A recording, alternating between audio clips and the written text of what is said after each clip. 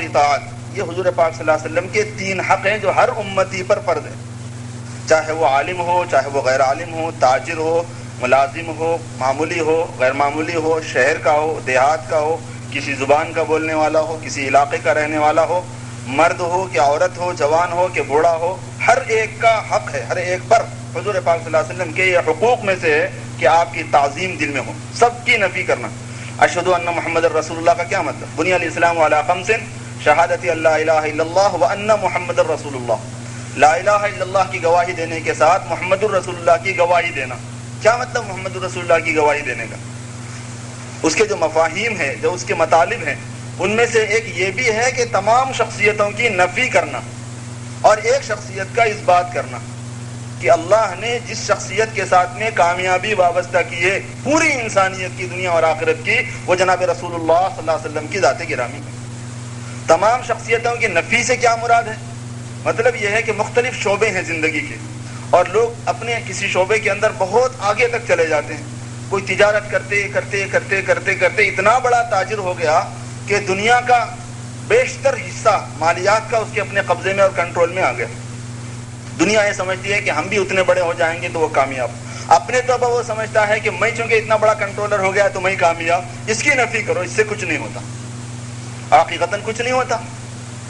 تاجر اپنی تجارت کو لے کے قبر میں جاتا ہے، تاجر اپنی تجارت میں اور مالدار اپنے مالدار کے سونے اور چاندی کے ڈھیروں پر کیسے موت کے گھاٹ اترتا ہے، اور کیسے چوروں اور ڈکیتوں کے حوالے ہوتا ہے، اور کیسے اس کی نیند اجڑ جاتی ہے کہ راتوں کو اس کی نیند نہیں آتی، اور دل کا سکون اور چین کیسے برباد ہوتا ہے اس کی زندگی سے، حالانکہ مال کا ڈھیر ہے۔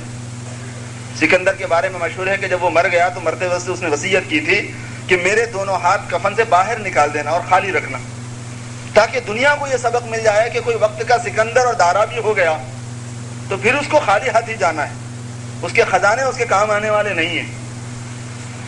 بعض مرتبہ یہ ہوتا ہے کہ کوئی منسٹری مل جائے اور کوئی کونسلری مل جائے، کوئی ایم ایل اے بن جائے اور کوئی منسٹر ہی ہو جائے اور کوئی چیف منسٹر ہو جائے، اور یہ ہے کہ کوئی حکومت کا وزیر بن جائے یا کوئی اس کا صدر بن جائے، کامیاب ہو گیا۔ لوگوں کے ذہنوں میں یہ ہے کہ وہ بڑے کامیاب انسان ہیں جو کسی حکومت کے پریزیڈنٹ ہیں۔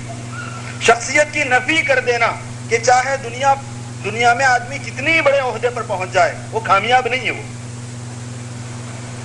جو کسی ملک کا کوئی سپر پاور کا صدر ہے، پریزیڈنٹ ہے، تو وہ کامیاب ہے۔ وہ خدا کی قسم وہ ناکام ہے جب تک کہ وہ ایمان نہ لائے۔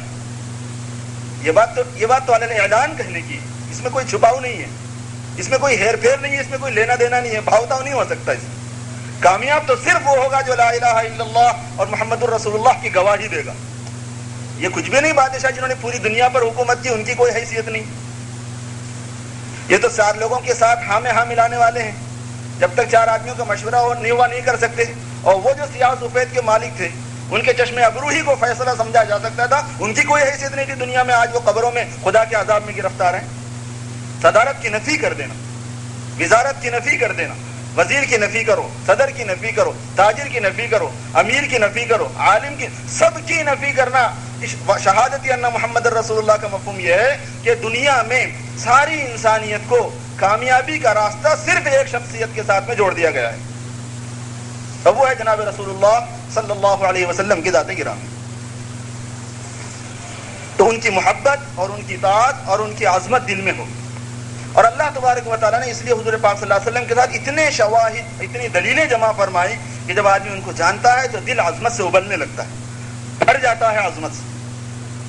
کیسے کیسے معجزے اور کیسی کیسی نشانیاں،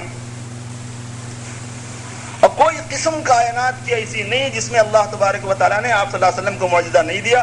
بقول مولانا مناظر حسن گیلانی رحمۃ اللہ علیہ کہ حضور پاک صلی اللہ علیہ وسلم کو بس طائف کے سفر کے بعد میں تسخیر کائنات کو جو سلسلہ شروع ہوا تو پھر شروع ہی ہوا، پھر کبھی ختم نہیں ہوا۔ کائنات پوری مسخر کر دی گئی، آسمان مسخر کیے گئے، چاند و سورج مسخر کیے گئے، سمندر مسخر کیے گئے، ہوائیں مسخر کی گئیں، پانی مسخر کیا گیا، آگ مسخر کی گئی، زمین مسخر کی گئی، زمین کے خزانے مسخر کیے گئے، انسان مسخر کیے گئے، جن مسخر کیے گئے، فرشتے مسخر کیے گئے، اور جمادات اور حیوانات اور نباتات کلیہ طور پر مسخر کیے گئے، ان کے جزیات مسخر کیے گئے، جانوروں کے دودھ مسخر کیے گئے، جانور مسخر کیے گئے, کھانے والے جانور مسخر کیے گئے, درندے اور چرندے یہ مسخر. کوئی ایسی قسم نہیں بتائی جا سکتی کائنات میں کہ جناب رسول اللہ صلی اللہ علیہ وسلم کو تصرف اس میں نہیں دیا گیا. عجیب شان اللہ تبارک و تعالیٰ نے آپ کو دی. یہ بتا دیا کہ یہ ہمارے پیغمبر ہیں اور قیامت تک کے واسطے بس یہی ہیں, اور پچھلے نبیوں نے انہی کی گیت گائی اور انہی کے آنے کی خوشخبری لوگوں کو دی اور اپنے اپنے طور پر لوگوں کو وقت کے سمجھاتے رہے. اب جب یہ آ گئے تو یہ ایسا سفیدہ ہے, یہ ایسا حق مبین ہے جو سارے عالم پر چمکے گا, ظاہر ہوگا اور سارے عالم کے لیے اور قیامت تک کے لیے. چند معجزات کا میں نے تذکرہ آپ کے سامنے گزشتہ کیا تھا, پھر ذکر کروں تو ایک معجزات آپ سے آپ اندازہ لگائیں کہ حضور پاک صلی اللہ علیہ وسلم کی کیا کیا خوبیاں اللہ پاک نے دی تھی, اور ایسی ایسی خوبیاں کہ اس کے اندر معنویت رکھی ہوئی ہے.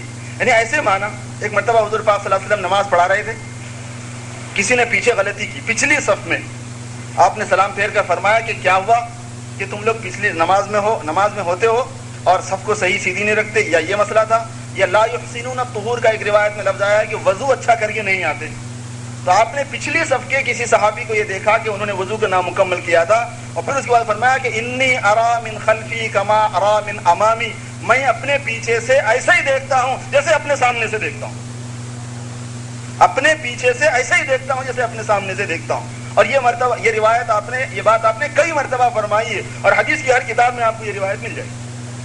انی ارا من خلفی کما ارا من امامی, میں اپنے پیچھے سے ایسے ہی دیکھ لیتا ہوں جیسے سامنے سے دیکھتا ہوں. مالی اراکم لا تحسنون الطہور, کیا ہوا کہ میں تم کو دیکھتا ہوں کہ تم لوگ وضو اچھا کر کے نہیں آتے. پچھلی صف والے کو آپ نے تنبیہ کی ایک مرتبہ. اس میں ایک معنویت ہے, یہ بتا دیا گیا کہ یہ وہ ذات گرامی ہے جس کو اگلا پچھلا دکھایا گیا ہے, یہ اگلا پچھلا دکھنے والا ہے. یہ وہ ذات گرامی ہے کہ جو تمہیں نظر آتا ہے وہ بھی انہیں نظر آتا ہے, اور جو تمہیں نظر نہیں آتا وہ بھی انہیں نظر آتا ہے. ہمیں دنیا نظر آتی ہے, آخرت نظر نہیں آتی. حضور پاک صلی اللہ علیہ وسلم کو دنیا بھی نظر آتی تھی اور آخرت بھی نظر آتی تھی. اور یہ جو کھانے پینے کی چیزوں کے واقعات ہیں اتنے لامحدود لامتناہی. چاند کا معجزہ تو معلوم ہی ہے, مشہور معجزہ.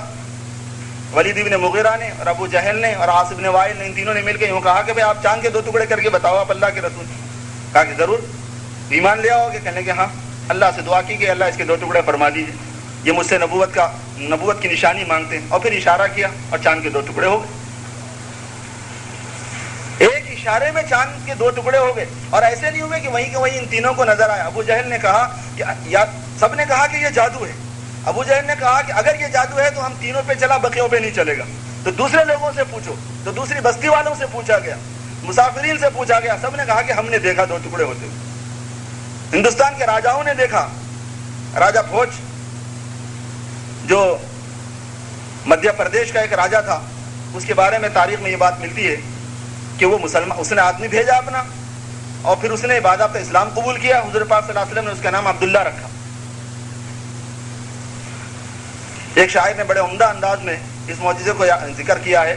میں جب اس شعر کو پڑھتا ہوں تو بہت محظوظ ہوتا ہوں, بہت اچھا لگتا ہے مجھے, اور آپ کو بھی یقیناً اچھا لگے گا.